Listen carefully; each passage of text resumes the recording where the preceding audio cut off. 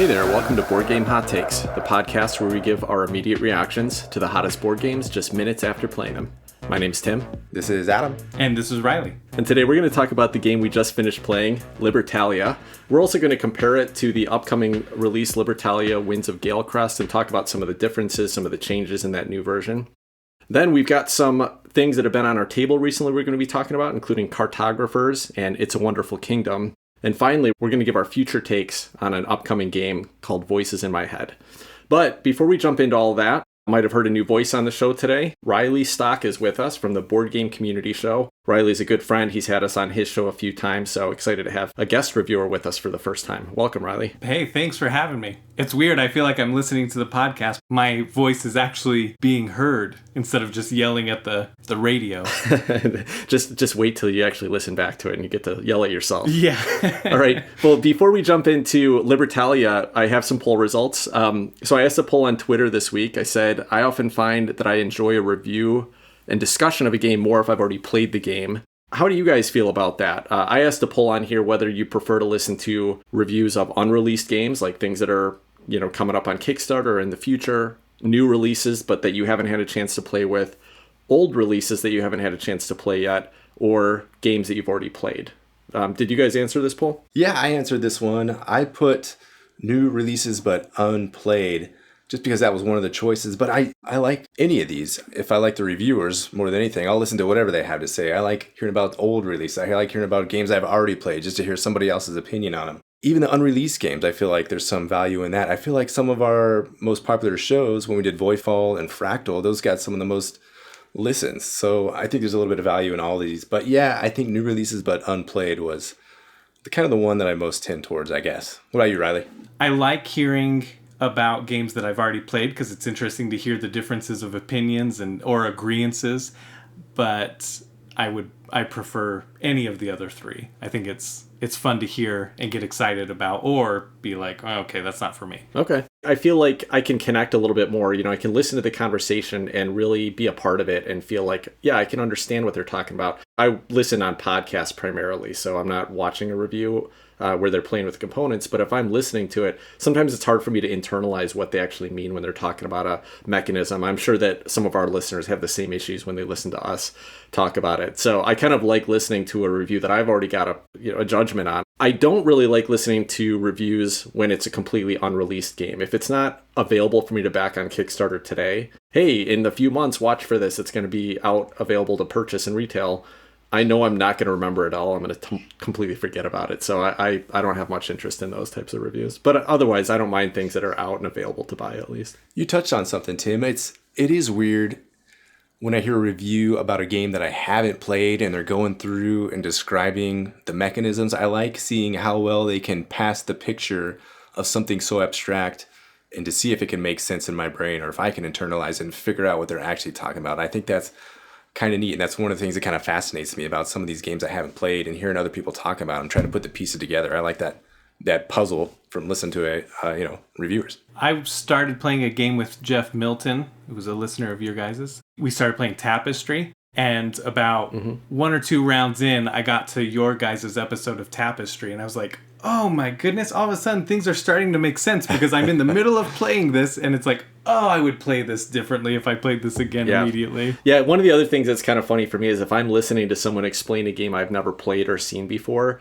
I always end up visualizing the mechanisms differently than they turn out in the game. And in fact, some of my most fun ideas, if I've ever kind of designed a game in my head, it's been like, oh, that sounds like a cool mechanism. I could use that. And then it turns out that mechanism doesn't actually even exist in the real world anywhere. The way people answer generally, unreleased games, 9% chose that one. New releases but unplayed, which is what both you picked, was 49%. So that's almost the majority. Old games but unplayed, 14%. And then games I've already played, only 28% there. So yeah, anyway, so we had a lot of listeners that commented on the poll on Twitter. So if you're not following us on Twitter, you can find us at BG_hot takes, and you can go find that poll, and there's quite a bit of commentary on it. There's one remark I wanted to call out. It's from a listener named Chris. Who's that guy? I'm not sure who he is. He says, I know it makes more sense to listen when I haven't played the game, but I'm always curious what others have to say about a game I've played, which is kind of echoes what all three of us kind of said here tonight. So, Yeah. Chris, summing it up with one sentence. Let's jump into a description of Libertalia. In Libertalia, 36 players take the role of rival pirate captains who've embarrassingly decided to pillage the same unsuspecting ship. Targets must be few because this doesn't just happen once, but 3 times in what are referred to as campaigns and represent the 3 phases of the game. Players are given nearly identical decks of 30 numbered crew members, and in the first campaign, each player uses the same randomly selected 9 crew members.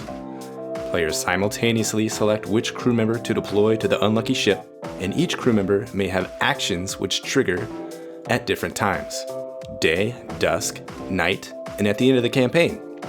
Day actions are triggered immediately from lowest to highest, and dusk from highest to lowest. Crew members who survive this day and dusk assault now select a booty in rank order from highest to lowest. After that, they're placed in each player's tableau, referred to as a den. At this point, characters already in the den trigger the night abilities. This process repeats 6 times, and finally, end of campaign abilities trigger. During the course of each campaign, players attempt to collect doubloons, which convert to victory points at the end of each of the 3 campaigns. After the first and second campaign, 6 new crew members are selected. That's the same 6 for each player, and the process repeats. After the third campaign, the player with the most victory points wins. I've left out some details about the booty, which can have positive or negative effects depending on the card and how the players use them, but we'll discuss that more as the show goes on. Libertalia is designed by Paolo Mori and was released in 2012 by Asmati Games, among other publishers. All right, welcome back. So let's talk about the gameplay and mechanisms of Libertalia. Now, to start with, we played the classic version, the original version from, I think, 2009, which is on Board Game Arena. This game is being reprinted, and the reason we're doing this show right now is to kind of give you guys a glimpse of what Libertalia is like, because Stonemaier Games is working with the original designer of the game to produce kind of a second edition, updated version of Libertalia. And so we'll be talking a little bit about some of what the new version adds. But when this episode releases, pre-orders for that game will be available within just a few days after this releases. So hopefully this gives you an idea whether it's a game that might be a fun fit for you. And hopefully we'll all learn something from tonight's experience too. Maybe we'll decide whether or not we think we might pre-order Libertalia Winds of Galecrest, which is the updated version. But for now, let's talk about the version that we just played. We played 2 games on Board Game Arena tonight. Adam, anything that stood out to you mechanisms-wise here? The main thing that stands out to me, it's a card game. And the main thing that stands out is the cleverness of the cards and the way they're resolved. So there's a number on each card. So that is, in a sense, a trick. You're all bidding for this little booty token in one of these boxes, which is cool. But then they resolve in this other way. There's this other icon, the day icon or the night icon or the anchor icon, which all resolve at different points in one of the 3 rounds.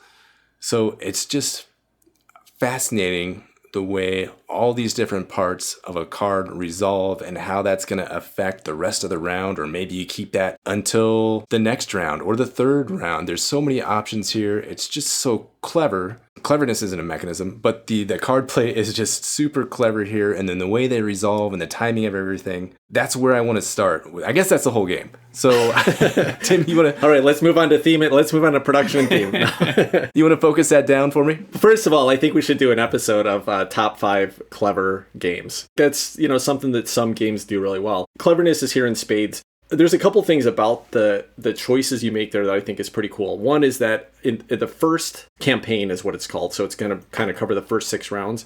Everybody starts with the same hand of 9 cards.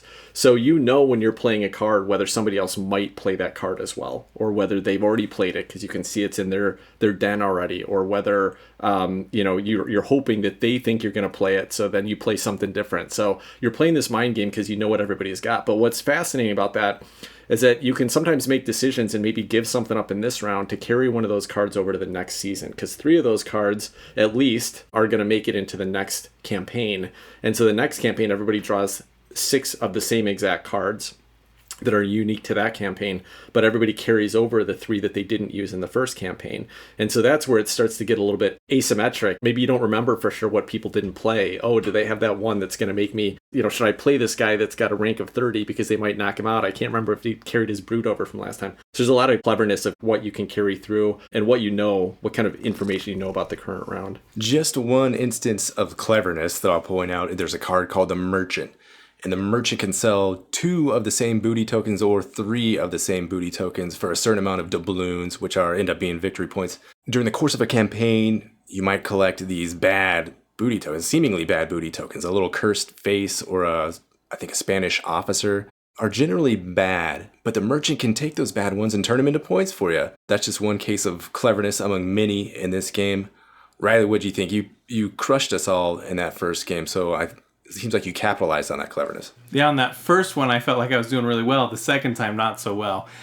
But even on that last one, I was kind of far behind. But on that last campaign, the third campaign, I played the Mutineer first. He had a knight ability that lets you discard one of your other cards in your den, and you gain 2 doubloons. And so since I played that first, every single time I got a new character in the den, it gave me 2 doubloons, and nobody took him out. So I ended up getting like 8 or 10 doubloons from him for that whole round. And so it ended up paying off pretty well. And that made it so that I couldn't really play any other knight characters, but it was that trade that I was willing to take. I was pretty sure that nobody would want to, they wouldn't see that guy as a threat. Those kind of weird, clever decisions of, can I make this seem less threatening to everybody else? Or if I don't call anything out, or if I call out Tim's captain's daughter, whatever it was, then I can draw attention to Tim. There's a lot of bluffing to it too, a lot of social aspects. Tim, I think you're going to call this out too, but there's so much player interaction here. I want to call that out. It's, hey, look what he's doing over here. Don't look at my cool stuff I have over here. Look at what Tim's doing. He's about to stab you in the back. You better watch out for that. You want to make sure you point stuff out. There's so much interaction to the left and right of you. Across the table, not as much, but that can still have an effect. You want to make sure you're getting what you're getting, and you want to, you better do this so that, maybe I can get this token over here. He's not going to notice. I can slide this by everybody, and boom, some sneakery gets me some extra doubloons. Tim, what were you going to say about that? Yeah, I agree. I mean, that's I think where a lot of the fun comes in the game. It is really fun to be at the table and be like, oh, guys, don't let Adam get away. I know he's got 2 treasure maps. Don't let him get away with that. He's going to get the third one. So you're constantly talking about other people. All the cards interact so much. There's 30 cards in this deck, and you're only going to see 21 in a game. 9 in the first round, another 6 in the second, another 6 in the third.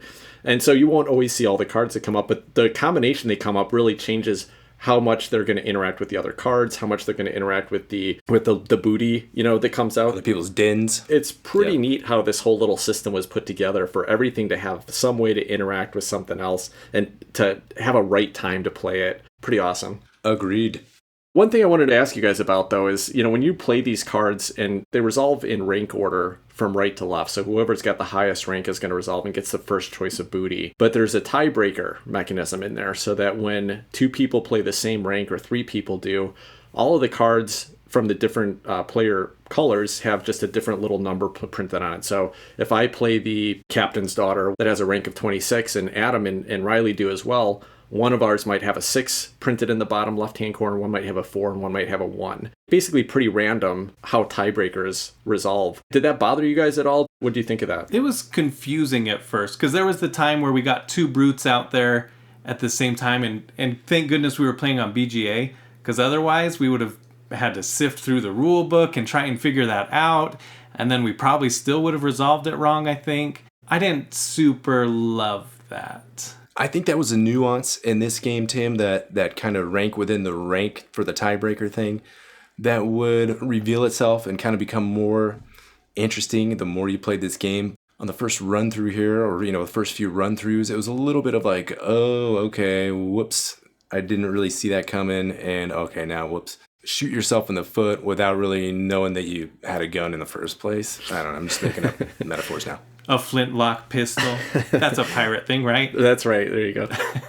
But then you get a peg leg and you're fine. So, first of all, it's kind of just, to me, another element of the surprise. Unless you have the 30, or you're playing the highest character that you know everybody's got, then it doesn't really matter that much, because you might as well have just been playing a different number that someone else did. So it's just an element of surprise that's going to come up. I could see it starting to grate on me a little bit when I'm playing the deck that only has the number 3 of the highest numbered card, and I know I'm never going to be able to definitely win a combat. I was watching a instructional video of this, and the comparison between this and Winds of Galecrest by Game Boy Geek. He had a little player aid with his old version of the game that actually showed for each color which rank the numbers were.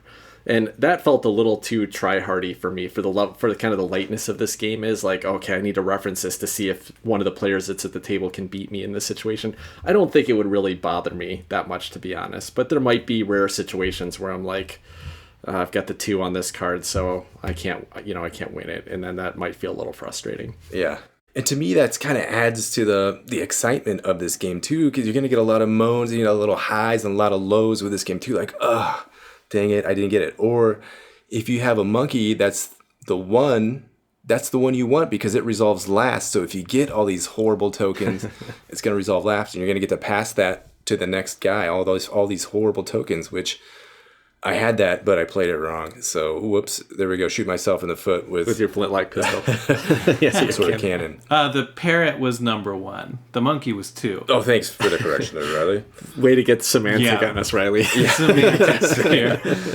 Actually. That didn't bother me too much either, Adam, and I thought it was kind of fun. We'll talk about a little bit what changes with it and see what you think about that as well. Riley, were there any other mechanisms that you thought were interesting here? We talked about how you start with 9 cards. And then, I guess at the start of the game, right, you've got one player who picks 9 random cards out of their deck.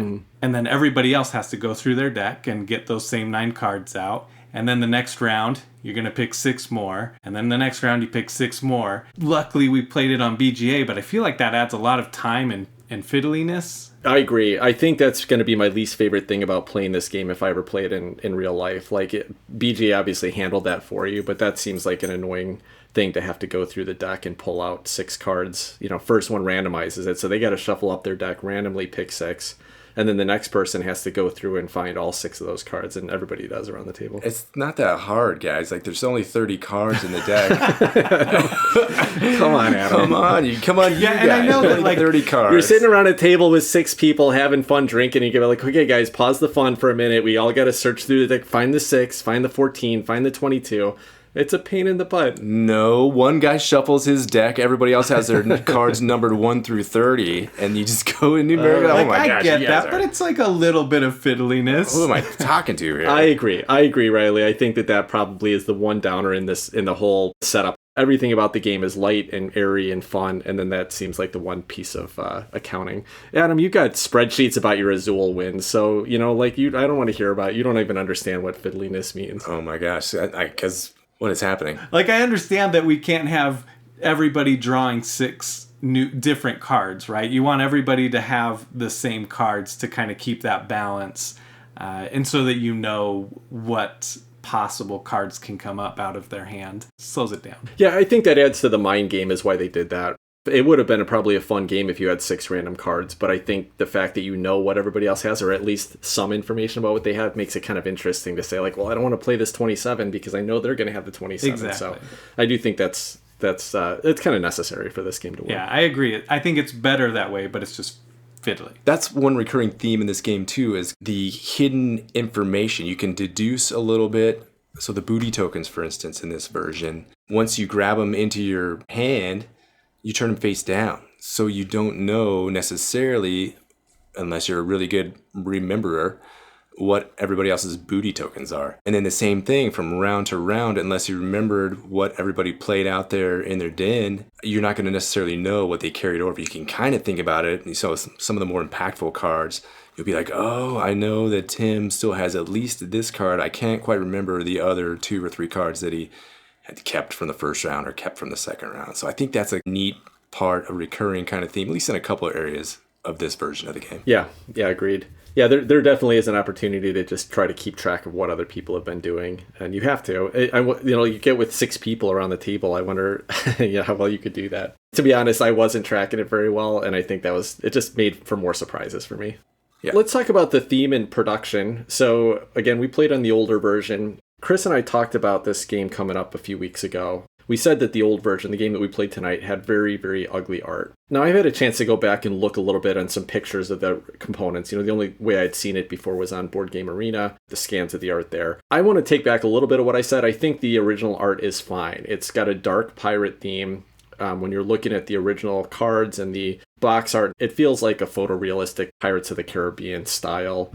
I think it's just fine. If you like that, kind of dark, realistic look, I think it's fine for a pirate game. What did you guys think about the look and feel of this game? Yeah, my first take was, I was with you guys. It was just kind of bland and not too good. I think the scans on Board Game Arena are a little tough. They're not very high def, too. So when you go and you actually look at the stuff on Board Game Geek, they look good. They look pretty neat. They look piratey and old-fashioned. And, it's nothing spectacular, but it's not horrible. Pirate mappy looking paper, old scroll kind of stuff. So, I don't mind it at all for what it is. It's just some nice cards. It would be interesting to see what they do with the new version. Righty, what do you think of this old version? Yeah, when I was first looking at it, I thought it was really boring. They just played it safe. They didn't get too, out there with anything. I wasn't too impressed. But playing it, I feel like it really fits the theme for what it is. But it's nothing to hang on your wall.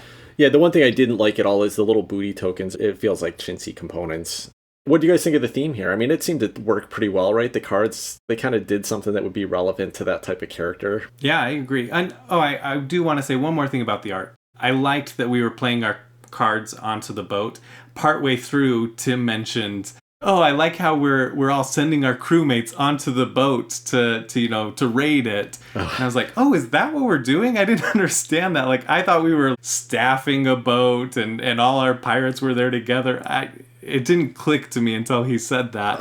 And I thought, this makes a lot more sense why there's a boat here now. Yeah, the theme is really silly. 4 different pirate crews that all happen to attack the same boat at the same time. We also send one crew member out there, and whoever is the strongest gets the best loot off of it, and all this stuff happens. It's like a pirate co-op. The pirates agree not to attack each other's ship. Yeah, exactly. They just go to the same ship and let those crew members duke it out there for highest ranking and who gets what. It's very organized. When you think of the theme like that, it is very silly, so it really deserves a little bit more of a comical art style, right? Because it's a very serious art style, but the concept of what's happening there doesn't really fit. Yeah, they could have easily gone with the brute kills another character, or they could have done a lot of that terminology instead of saying discarded, but I think they kept it family friendly. I don't know, there's some blood on that art. Was there? I think it's good that they use the terms like discarded instead of killed just for the sake of teaching. But if you looked at the surgeon has a little bit. The surgeon. But he's,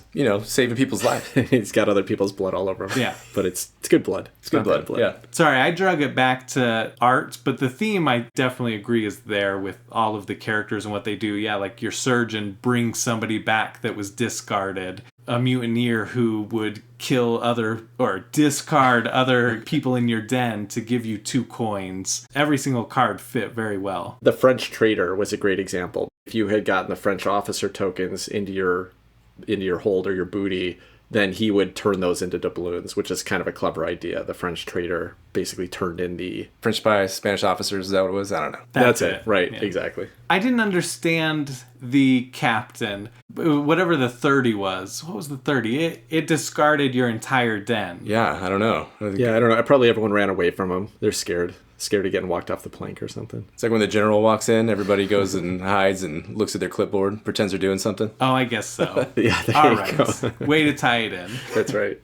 We couldn't figure out Granny Wada for a while either. Yeah, I'm sure there's a story there. It looked like she had fins or something, so I wonder if she's supposed to be like a siren, and that doesn't make sense either, though, because it's not like she's discarding other characters or anything. I have no idea. Sounds like a research project. Well, Adam's looking that up. There's one more thing I actually forgot to mention in the mechanisms here, and that is just that at the end of each campaign, the doubloons that you've managed to gain that campaign get stored away. They get turned into points, so you can't lose them anymore. I just wanted to mention that I think that's kind of clever. You're not just gaining this stuff that you could lose at any point during the game. You have a limit. You basically just have to fight through the end of that campaign to gain as much and hold as much as you can. And you store it. But I also think it's a bit of a negative. Sorry, Adam, but we saw this happen with you in the last game, where Adam, going into the 3rd campaign, he had 33 points. I had 66 points Riley and Steve are pretty close to me, there's really not an opportunity to make up that many points in one campaign. And so it did feel like there's going to be games where one or two people are kind of left behind, and then you're playing out the last hand with no opportunities to come back. Did you feel that, Adam, or were you? Yeah, I knew I had no chance of coming back, but I was having enough fun going back and forth with Steve. And this is the kind of game that's just going to be ruckus and fun. And if you're in that last place, there's probably a reason why, because you've been getting hosed over by the other people at the table. So you can have your chance to throw some spears, Vengeance, and try to control who's gonna end up in the first spot if you're doing it right. That's a good point. Yeah, and the length wasn't too long either. It's short enough that I never mind losing a game, and it's especially a sweeter loss when the game isn't that long, I guess. I don't know. Right on. Well, but think about how much longer the game would be if you had to go through every single campaign and draw 6 more cards. Oh, you're right. Oh gosh, it'd be disastrous. So fiddly. Tim brought up that at the end of the campaign, and I think thematically this is cool too, of at the end of those 6 days, you come back to port is the story, I think. And then you have your haul that you've brought in, and you get 6 new crewmates on your ship and go back out for another 6 days of ransacking. Yeah, I think that tied in. I like it. Before we jump into our final thoughts and would you request to play the game, because we're doing this in preparation for the new Libertalia Winds of Galecrest game that's coming out, I wanted to talk briefly about some of the differences there, get your guys' thoughts on them, and then we'll go into the question and say, would you request to play the game, but also which version would you request to play, and do you plan to pre-order the game or purchase it right away when it comes to retail, since this is a new release coming out. So a couple things of note. One is that the production is completely changed. They kind of changed the theme on it a little bit from classic Caribbean pirates to this fantastical world of sky pirates. So they look like pirate ships, but they're flying through the air. And then all of the crew members are all these anthropomorphic animals. They really look like human shapes, but with like animal faces. And other than that, it's not like anthropomorphic like Everdell, where it's like a little mouse that happens to be standing up on its hind feet. It looks like a human with a mouse head. So it's kind of like furry style. What do you guys think about the art? The new art? Have you looked at it? I think I'd like to call out that Lamaro Smith is the artist on this new one, and he's from the Grand Bahama. It's cool to have an artist who is in that area, a black artist. I think that's great. Stonemeyer Games, I know Jamie is really, he pushes to support diversity in the industry, and so I appreciate that. I love the art in this. This is beautiful to me. Like, it's bright. Thematically, they're flying airships. I think the characters are really cool looking. So much more eye-catching and pleasing. Man, now that I see the board here, I'm looking at the board. Holy cow, it's amazing. It's some like lagoon on some Caribbean island with these palm trees blowing in the wind and these islands up there in the sky somehow. It looks pretty amazing. The colors are just beautiful. It's very striking, and it looks fantastic. Tim, I'm guessing you like the art here as well. I do. It strikes me a little bit kind of like Red Rising did. When I first saw the art for Red Rising, it was a little bit more cartoony than I was hoping for with that game. I was expecting a little bit darker art. I definitely like the brightness and the color here. They made a couple odd artistic choices, but I do generally really like it. The production's colorful, which I like in any game, no matter what the theme is. It's bright. The characters are interesting to look at. The weirdness of the furry characters stands out to me a little bit. Like, if you're going to go with anthropomorphic characters, I'd almost prefer that it's like a real animal that is just up on its hind legs and like, talking. These ones are weird. It's like you've got animal characters with like cleavage and more human traits than an animal should have, and that makes it just a little bizarre to me. But otherwise, I think it's really cool. Weird anthropomorphic characters, unlike those normal anthropomorphic characters that you usually see out there. No, I mean, I think they're cool. It's very interesting characters to look at here, and I definitely like the direction this is going versus the old production of it. But if you really like a classic pirate theme, this doesn't feel like that at all. It feels a little more, like a fantasy. It's a fantastical theming on it, but really colorful, bright, beautiful illustrations. I think it looks pretty good.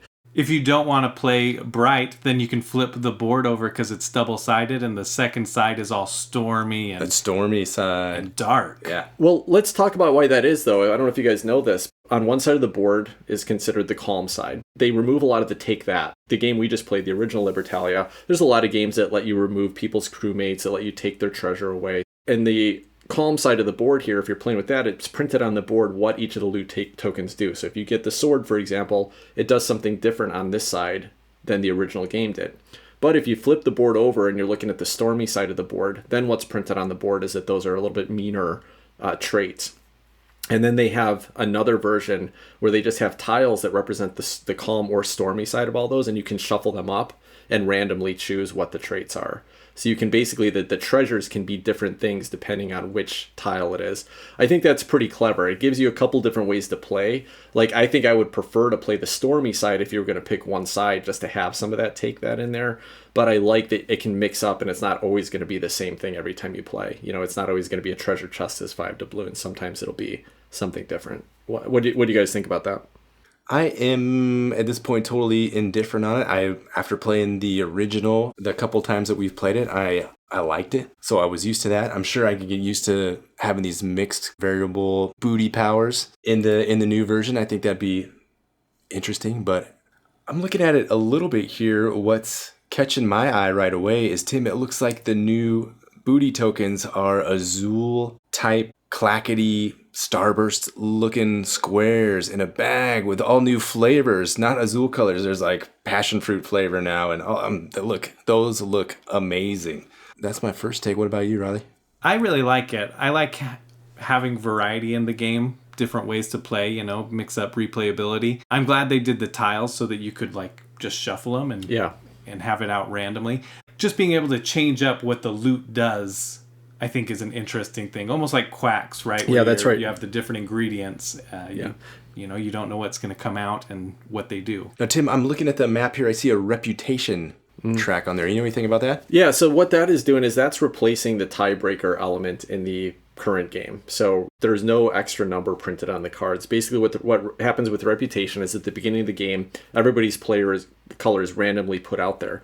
Now, in the original game, right, at the beginning of every campaign, you get 10 doubloons to start. Because you might lose them, you might gain more, or whatever, but everyone starts with 10. With reputation, you randomly get put on the reputation track. If you have a lower reputation, you're going to do worse in tiebreakers, but you're going to get more doubloons at the beginning of the campaign to kind of make up for that difference.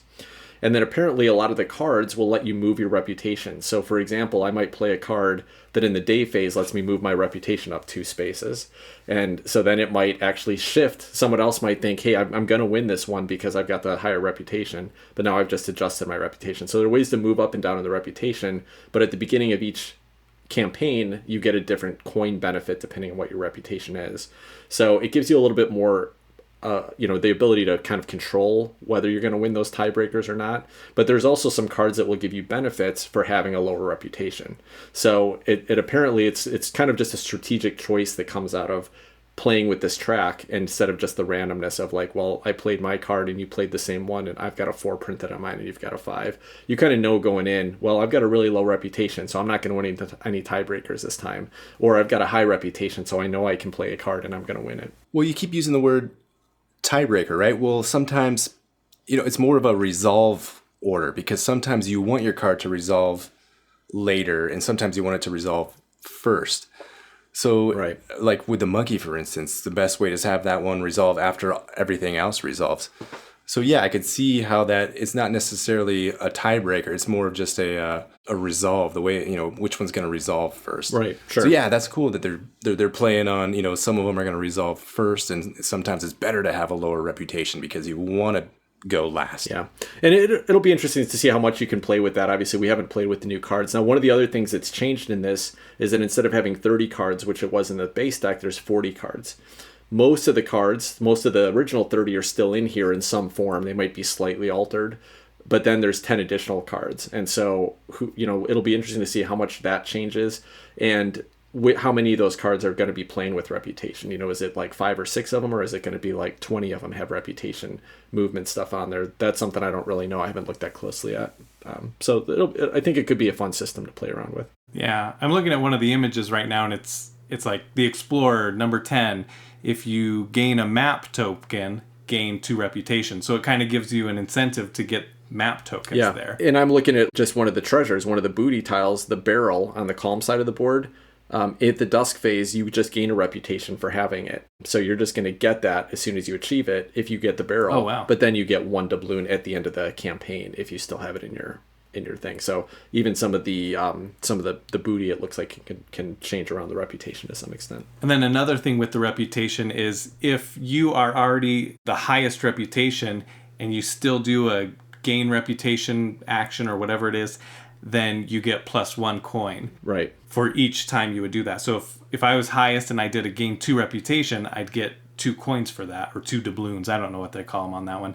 And then at the lower one, you get -1 for every time you would lose it, but you can't. So I want to pump the brakes there on this reputation thing. So in addition to having to count out 6 cards every campaign, now there's this whole fiddly reputation system. Guys, what are we going to do here? Touche. I mean, I'm curious how it's going to play, because I think that the charm of the game is that it plays light. It's just fun, kind of almost a party game with a little bit of strategy in it. Yeah. And so the more you add to that, the more you add like the gaminess to it, it could take that away a little bit. I'm not saying it will, because I haven't played it, but it's something I'd be a little cautious about, just to expect that it's just going to make it a better game. I don't know if that's the case. I joke, but that's one thing I'm kind of hinting at, Tim, is you nailed it, because this does have that appeal. It's just simple. You're throwing cards down and in each other's face and this and that. So this, it feels like it is going to add, I don't know, a little bit more. Hopefully it doesn't take away from that quick kind of throw the cards out there and we're not just sitting around moving, shuffling little things around on tracks. Right. But it'll be interesting to see how it all works out. Yeah, now the one last change I wanted to mention, unless you guys know of anything else here, but that is that the campaigns, now it's still played over 3 campaigns. The first campaign is shorter. It's only 4 days instead of 6 days. So you only have 4 cards that you're playing in the first campaign. Second campaign is 5, and the third one is 6. But I don't know if the cards that you start with are the same, but my understanding is that it's going to give a little bit more variance in the cards over the course of the campaigns, because you're not using as many as in the first campaign, but it will also speed that up. So like the first campaign where you don't have much variance in your hand, it's going to be a quicker one. Then you got a little bit more options in the second campaign, an extra turn with it. So while it's maybe adding a little bit in the reputation as far as, time in the game, it's speeding it up a little bit over the rounds. Do you think that's a good thing or a bad thing that it's kind of shortening those rounds? I have mixed feelings, because then instead of every 6 rounds, you add 6 new cards. It's going to be first every 4, or the first 4, and then you've got to get your new cards, then 5. And it's like a little bit less playing time, but at the same time, I think it speeds up the game and adds variety to rounds 2 and 3 that aren't there before, because now you can save first, I don't know how many cards that would be. 5 cards? Yeah, I'm not sure if you start with the same number is the one thing that I can't answer on. Oh, that's right true. Now. So if you started with 9 and only used 4, then it would definitely change the variance. But I'm not sure about that. Okay, then I don't know is my answer. Right, yeah. Not enough information is what I'll say. Like, need some more facts here to answer our question. We'll see how it works out. Yeah, my only thought was we played 2 games in a row tonight, and after playing the third campaign, I was just like, oh, it's already over. I already felt like it was short. It was so short that I wanted to be playing more in that game. So I don't know that I'm going to like it shortened, but on the other hand, this is the type of game that you can just be like, okay, let's reset up and go again. So it might actually be fun to kind of finish it out quick and then get into another game right away. And then it takes away some of the sting of the person that's, gone into the last campaign behind and can't catch up. It's just going to run it through a little bit quicker. So maybe that's all good. I don't know. It'll be something that'll be fun to try the difference and see how it goes. Yeah. So with this, there's one other thing that they added, which is the 2-player. Oh, yeah. And a solo mode, yeah. And solo mode. I didn't see anything about the solo mode. I watched a little video on the 2-player changes. So they add like a midshipman. If both players played under 20, then the lowest reputation gets to choose a treasure to discard. If only one is there, the higher than 20 gets to choose a token to discard. And then if nobody plays under that 20, then you don't discard any tokens. So it's like a way of controlling the tokens in a 2-player game. That was a bad description. Yeah, it'll be interesting to see how it plays. I mean, and it's nice when a game that, it's hard sometimes to have a game that only plays at 3 players minimum, because then you have to get 3 players together. The question is it still fun at 2 players? That's to be seen still. And it seems like they added a clever mechanism here. It seems pretty easy to manage, and it seems like it adds some extra kind of interaction that you're losing by having less players. I'll be interested to try it and see if, see how it goes over. They also have a solo mode, which seems like it's got a little automa deck and then another random deck. So you're kind of playing against 2 other players when you're playing solo, but it looks pretty easy to run too. So again, the question is really how much brain power is it going to take for me to operate the automa here? If it's almost none at all, it could be a fun game to sit there and play through. If it's any amount of brain work, then probably not for me to play this type of game solo. Cool. Well, let's jump into our final question then, and that is, would you request to play the game again? And so while you're answering this, guys, just tell me whether you like the game, whether you would like to play the new version of it, and whether you're thinking about buying it. So Riley, why don't you start? I enjoyed it. I enjoyed the table talk. I don't know if I would request to play this again, though, in this form, in the original form. But looking at the new one, I think it adds a lot of variety, variability, and a lot of interesting things that do intrigue me. I'm definitely interested in trying the new one and seeing what I think of it. But if someone asked me to play this, I would definitely play it. I didn't hate it by any means. I thought it was really fun. I just won't go and buy the old one or request to play it. Do you think you're going to buy the new one, or are you going to wait till you have a chance to try it first? That's a good question. I might. On the fence. I might. Okay. Adam, what about you? This one is group dependent for me. If I know the people that I'm going to play this game with, like if it's you guys and we're together at the table, heck yeah, I think this game would be a blast, sitting around the table and doing some smack talking with a nice frothy beer in the hand, and it'd just be fun. It has that environment, you're interacting with everybody, it gives you those fun moments, those down moments, those highs and the lows. Yeah, I would request to play this game with the right group. If it's a bunch of strangers and I don't know them, and maybe I'll look for the next game. But I had a blast playing this game. I'm glad I got to go back and play it again. The first time I played it, I was just not so sure about it. What does this card do? I don't know how this is going to work. But then tonight when we played, we got to see having Steve there talking all of his trash that he's always talking and doing his things and calling out this and calling out. It was just so fun. I had a lot of fun playing this game. So with the right group, yes, I would request to play this game again. Absolutely. I had tons of fun playing it. What about you, Tim? Yeah, I had a lot of fun with it. I think it's great. No, this, when I'm thinking of a game night, and I've said this in the past, like, this is just not the game that I'm going to be like, I can't wait to play this. I got to get this played. I'm dying to play it. But it's going to be a great game for the right time and the right group. And I'm not sure that I have something else in my collection that competes well in this space. So I'm very tempted to pick it up, even if it's not going to be a game that I'm dying to get to the table. But I definitely see opportunities where we meet a new couple, like my wife and I are hanging out with a new couple, and we're like, hey, let's bust out a game. This is a great game that people are going to have fun around the table with. 4 players, they don't have to have a lot of experience playing games, and it's going to be fun in that type of group. It's going to be fun. Like, our group gets together in Portland in a couple months. I hope this game is there. I hope one of us has it, because I think it'd be a blast to bust this out and play a couple rounds of it. So I will request it, I think, in the right group, as Adam mentioned, but it's probably not going to be a game that I'm dying to play all the time. Because of the fact that I don't have something in my collection that does this, I'm tempted to pick it up, and I think I probably will pre-order it. And I'm excited to see the new version and kind of try it with some of the new changes, see how it plays. See if, my wife and Jen will sit down and play it with me. It could be a lot of fun for us.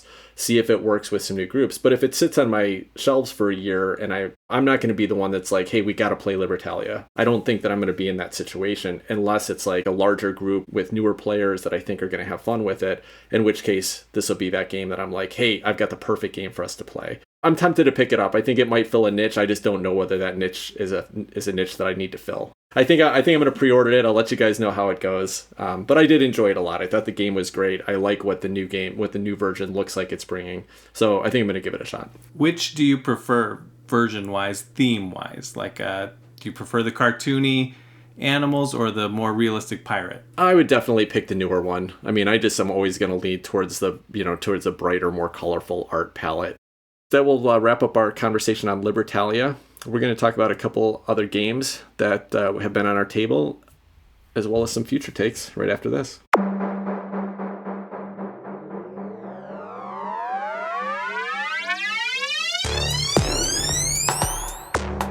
All right, welcome back. So we got a couple games that we played recently. Riley, why don't you kick us off?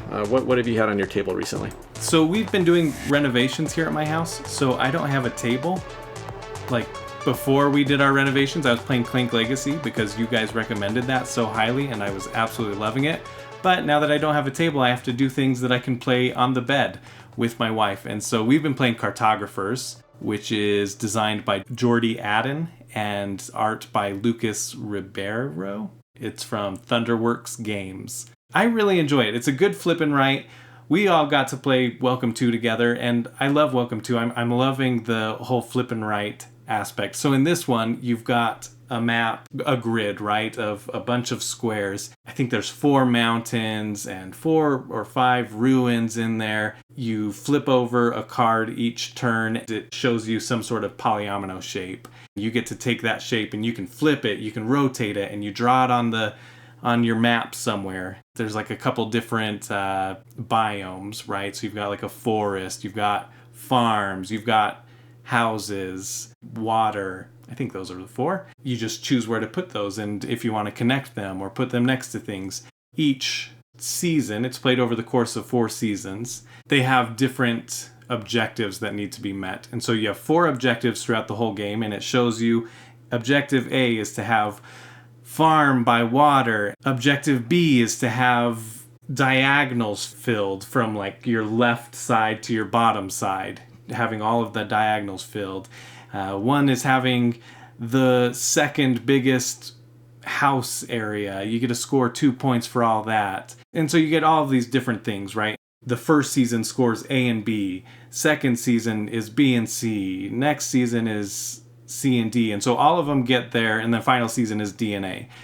And so all of them, you get 2 scoring seasons on these objectives, and you have to just determine which ones you're gonna go for. And it's really clever, and sometimes you forget that, and you just start going for like, oh, I'm gonna go for objective B, and you totally space that objective B is all gone. You're not gonna hit objective B again, but you'll hit objective A. So where do you start planning and laying things out for late game and the round you're in? Each season gets shorter and shorter, so each card polyomino that you flip over has a number on it, like 2 or 1, and as soon as it adds up to whatever the total of the season is, like 8, 7, 6, each one just decreases. Once you hit that number or go above it, the season's over and you score that season. And if there's monster cards, you pass it to the player to your left, and they get to draw monsters on your board wherever they want. And it's really, really interesting. My wife, we played it at a game night. She immediately was like, yeah, buy that. I would play that. And so we bought it. So that was a huge win for me. Did you or your wife feel like that when the monsters come up and somebody else gets to take your map and draw on it, does that feel mean? I'm just kind of wondering if this is going to be played with like a group that doesn't want Take That. Does it feel like Take That, or does it just feel like you're just expecting it and you're going to plan around it and play around it? Tim's question is a little leading the witness here. Let me phrase that a different. Is it playful? Because to me, it sounds kind of playful, Riley. What's the answer here? I usually play really nice with my wife, and so we'll discuss, is it okay if I put it here for you? You know, like that. And then she gets to be mean because I'm like, oh, well, I like the cleverness of trying to work around that. And the way the monsters work is that each space that's adjacent to one of the monster squares that is not occupied by another terrain, it is like -1 point or -2 points at the end of the round. And so what you want to do is surround those monsters. I love that puzzle. Put it in the worst space, because now I want to figure out, you know, what's worth letting some of that go, or should I try and cover all of that up while still getting points? And I think it's really clever. Well, the fact that you said you have to be a little gentle and kind of ask your wife's permission to put it, then it sounds like it does have a little Take That to it. So that's kind of what I was getting at, is that I think that would be really fun, actually. Like, I think I would have a great time playing that with you guys. But I'd wonder, like, if it's a game that my wife's going to get annoyed with if I do that to her. And she's like, you just messed up my whole board, and then she gets frustrated by it. I have a feeling it probably could result in some bad feelings, depending on who the player is. And the monsters are interesting, though, because there's only 1 per season, and you don't draw all the cards. So once you draw a monster card, you do it, and then you discard it for the rest of the game. But sometimes they'll carry over from round to round. And I think our last game we played, we didn't have any monsters show up at all. So it's not too common. It just happens every once in a while. Yeah, so there's only a possibility of 3 of them coming in. Worst case, you've got 3 monsters. But I've only had 1 show up every time. Now, the round scoring sounds a lot like Isle of Skye to me, which I love. I love that round scoring that you kind of have to plan not only for the current round, but set yourself up for a future round. So that sounds great. How does this fit for you in the roll and write, flip and write, do and write category? category? Is this a favorite for you? I'm pretty new to it, so Welcome to I think is a lot of fun, but I think I'd rather do this thematically. I think it's more interesting. You're essentially just exploring this map. It's that whole role player adventure type thing. You know, they have that theme kind of pasted on it. I think there's even like tie-ins. The Heroes pack, I think, adds even more, which is like a standalone game, but also an expansion. So we will probably be adding that here in the near future and seeing what that does. But I really like it. I like it more than Welcome to. So Riley, you said you and your wife play this in your bed. How big of a footprint is it? How big are the pages that you're drawing on? They're probably just as wide as Welcome to and a little bit taller. Actually, a little skinnier than Welcome to and taller. So smaller than a sheet of paper. Smaller than a sheet of paper, yeah. Okay, cool. That's actually a game I've been interested in for a while, so I was excited to hear you were talking about it. I have not had a chance to play it yet. I think I even downloaded an app for it, and then I stopped traveling for work, so I never got a chance to try it. But this is a game I'm tempted to pick up. I've been liking roll and writes. It sounds like it's got a little bit of fun interaction, which is at least adds something that a lot of roll and writes don't have. When you do the flip and write, are you competing with anyone for the cards? Does everyone have the same terrain? Or it's the same terrain, but some of them will be like, you can draw this one as a water or a farm, and so you get those different choices from the same card, but you're drawing the same shape. And sometimes it'll be like, oh, there's this really nice shape there, but I could draw a smaller one and gain a coin, and coins are essentially a guaranteed point at the end of the round that carries over from each round to round. I also want to say that someone online suggested using colored pencils for filling in the lands, you know, doing your tree area green and your farmlands yellow, whatever, matching it to that. And I loved it. My wife got some erasable colored pens. It makes it so much more vibrant and so much cooler to look at when you're done. So if you play it, get some like colored pencils or something just to add a little bit of flavor to it. Right on. So I got a game that I had a chance to play called It's a Wonderful Kingdom. This is a new 2022 release, I think. I think it was kickstarted back in 2021, and it was mostly just shipped to backers fairly recently. Have you guys ever played It's a Wonderful World? Have either of you played that game? No.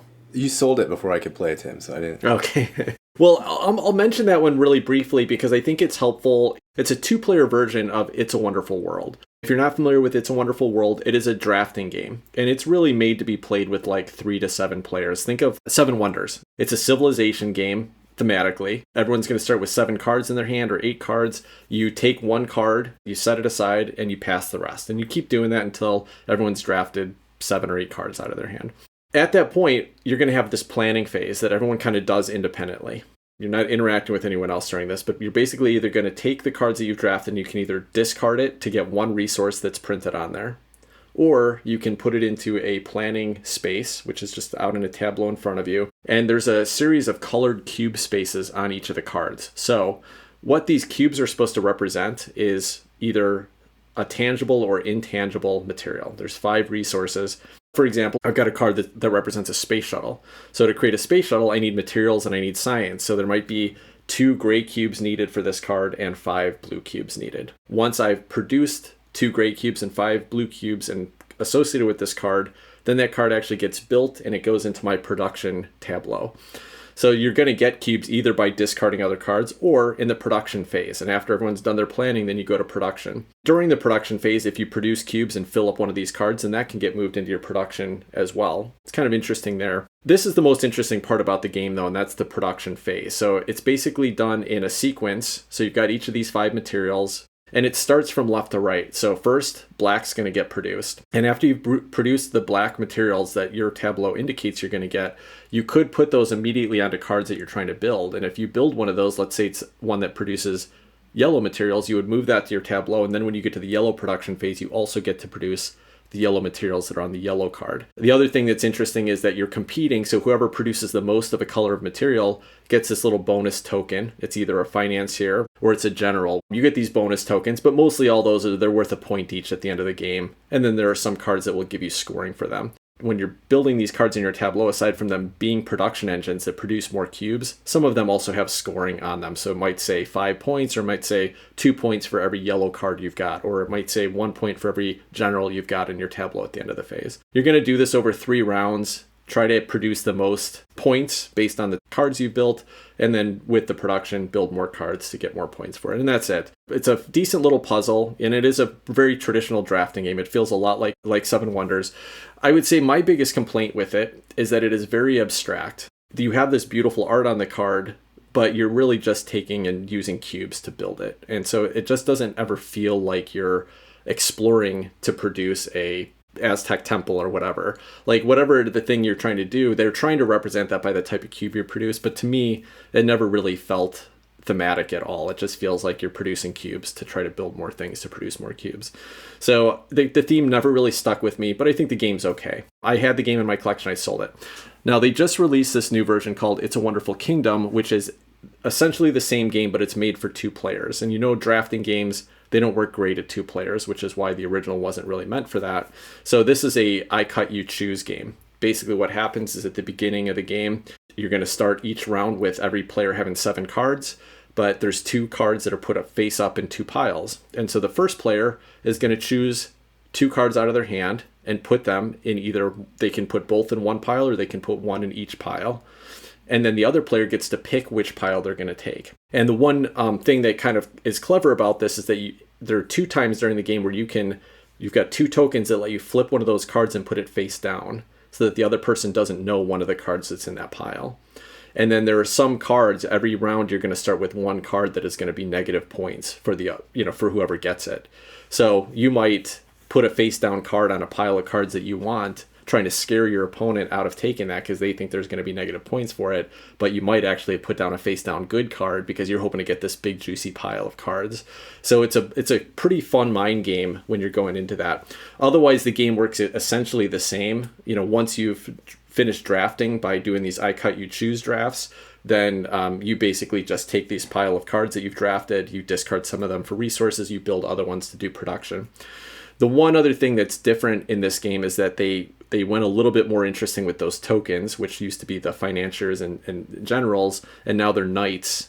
And the knights are actually useful for destroying some of those negative point cards that you can get. So instead of the knights just being points, you actually have to put them on some of the negative point cards to get rid of the negative point cards. So it's kind of thematic, and that you're basically like destroying a dragon or going after a troll or something like that. Other than that, it plays exactly the same. The one thing I will say about this is I think that It's a Wonderful Kingdom is a better game than It's a Wonderful World, but it's for 1 to 2 players. It's a Wonderful World is for 3 to 7 players. So should you buy one or the other? It depends on who you're playing with, I would say, really. I thought the It's a Wonderful Kingdom system was a little bit more fun, a little bit more of an interesting choice, but realistically, I would pick 7 Wonders over It's a Wonderful World. And I'd probably pick 7 Wonders Duel over It's a Wonderful Kingdom. I felt like in both cases, those games give me a little bit more of a feel of the buildings that I'm building, the civilization that I'm building is more thematic. The cards are doing something that represents what they actually do more than just generating cubes. So that was my general feel about it. I did like the game. I had a really great experience with that 2-player mind game of I cut, you choose and the face down cards and not knowing. It was really tough and interesting choices. So I liked it a lot. Still, I think it's just a little bit too abstracted for me. The reason they sold It's a Wonderful World was because of what you said, you just never got it to the table, or because you liked 7 Wonders better? A combination. I would have liked to explore it a little bit more. I would have been happy to play it some more. But I will say that it wasn't a game that I was like dying to go back to. So I wasn't pushing it to the table. My wife played it with me one time and she was kind of like, I didn't really like that game. And you could play it 2-player, right? I had the drafting version, which really should be played, 3 to 7 players, but they have a 2-player rules in it. And I don't think it was a great experience in 2-player, but I didn't love it enough to be like pushing people to say like, let's try this. So I really got into the experience more. And since I wasn't driving it and nobody else was asking for it, it didn't get played. I think that if I loved the game more, I would have pushed for it and, probably could have gotten some more play out of it. It's a really pretty artwork. Yeah. Does your wife like playing this one? Did you already answer that? I did. She did not like playing It's a Wonderful World, but she didn't try the 2-player version, It's a Wonderful Kingdom. I played this at a friend's house and he introduced me to it. It's not a game that I would buy. And I like I said, I have 7 Wonders Duel, so I think I prefer that experience as a 2-player game. Adam, I think you have a future take for us. What are you looking at? Yeah, a game that caught my eye is called Voices in My Head. This one's by Corey Konizeka, who also designed Star Wars Rebellion, one of Tim's all-time favorite games, especially the combat system. He's always raving about that one. Not really. Tim doesn't like it at all. It's one of my favorites, though. And this game, it caught my eye because it has a lot of novel, unique things. At least that's how it looked to me from the surface, from afar. So what you're doing in this is you're in the courtroom. I wish Chris was here. I don't know if he has any courtroom experience, but I know he's involved with the law. In this game, one person is a prosecutor. Everyone else is aspects of the defendant's mind. So it has this mechanism in it where you're trying to influence this guy's mind to remember things and to forget certain things. So it's kind of like a reverse Kabuto Sumo. You're dropping stuff in the middle in these different, quadrants or 5 or 6 aspects of this guy's brain. And then you're pushing them under this little shield to try to slide other little tokens off, like a penguin on an iceberg is going to fall off if another penguin jumps on. So you're trying to get this guy to forget certain things and remember things that you want him to remember, all with the end goal of trying to convince the jury that the defendant is innocent of this crime. So during the course of the game, you're placing tokens on the jury. Is he guilty? Is he innocent? And you're trying to influence this guy's mind to convince the jury. The art's a little goofy. It's very text heavy, so it's kind of a story aspect involved, but it looked like a lot of novel things in there, so it caught my curiosity. No idea if it'll land or not, but it's out there right now. It's one I'm going to look at and I'm going to follow with interest. Have you guys looked at this, or does it look like anything interesting to you? I hadn't looked at it at all, and I'm looking at some pictures of it right now. I don't know. I mean, the pushing chits off going to work with a card game full of card play, and I don't know.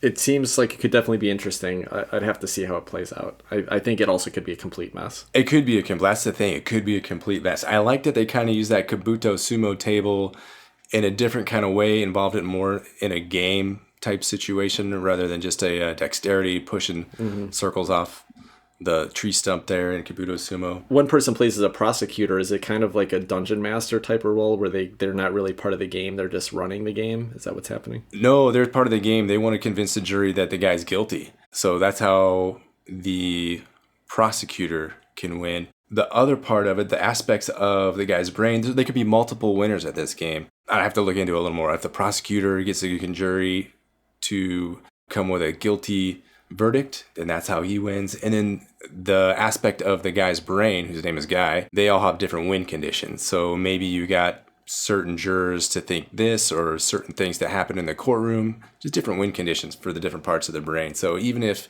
he's guilty, I think the part that wants to get away and escape, that's probably a lose for that part of the brain. Yeah, based on what you've explained, I really want to try this. But, I'll be interested to see if some reviews come out on it. Yeah, I'm the same. The only thing that I had seen before today was Rodney Smith sharing that it looks like him. And someone did some alt art with him on it. And I was like, yeah. Even looking through all the art now, I'm like, it's Rodney Smith on there. This is great. Yeah. But it actually looks really, really fascinating. And I'm really interested in this game now, looking at it and hearing you talk about it. It sounds like it's got lighter elements of Cerebria as far as how you're trying to control the emotions, but then it's got a tactile element to it, which means you actually have to. It's like Kabuto Sumo. It's so weird. It looks like it's not super important, so you're just trying to shuffle these things on. Either way, your token's going to be active in that guy's part of the brain for however long, and you're just trying to do it with an attempt to get him to forget one other token that's on there. So it's not super critical, I don't think. It's not of the utmost importance that you're the most dexterous with sweeping the thing on there. It's just kind of the way a memory might work. More stuff goes into your brain, you might forget some other aspects. So from a thematic perspective, I thought that was pretty interesting how they tied that mechanism into memory. And I wish Chris was here because, maybe this is how it actually works in the courtroom. You're shuffling around you're playing little hockey in the guy's brain, trying to get him to remember stuff. If he's listening, you need to send me a text right now, Chris, and let me know if this is how it goes down. Tweet it out. I'm curious too. All right, cool. Well, that's all we have to cover as far as games this week. Before we wrap up here, Riley, why don't you just plug your show a little bit and tell people where you can find you and what you're doing? So first is the Board Game Community Show, and that's just a podcast where I interview. It's a very casual interview with people throughout the community, so I've had all 3 of these jokers on, and I wrote down what episode number. So if you haven't heard those episodes, you can go look. I'm interested to see who will be the most popular episode, I guess. Episode 24 is Tim. Episode 36 is Chris. And episode 46 is Adam. Episode 29, we played a game called Persuasion by an awesome designer. And that was with Tim and Jen. They were both in there. And then episode 41 and 42 were board game highlights and then resolutions for the new year. And that had Tim in it. And so those were really fun. It's been fun having you all on there. And I'm sure you'll be on more as I do like topic episodes. But most of the time we're just casual conversations, getting to know each other. And it's really fun. Last Friday, this newest episode that just came out is with Elizabeth Hargrave, which is definitely my biggest guest I've had so far. And that was a really, really fun episode. Yeah, Riley, it almost sounded like you plugged us more than you plugged your show. But seriously, I've had a lot of fun learning about some people in the hobby, other designers, other content creators. So, it's been really cool to go there. And what's kind of interesting, I've actually made some friends through your show as well. I'm actually having dinner and doing an escape room with one of the guys that was on the Persuasion episode with us coming up in a few weeks here.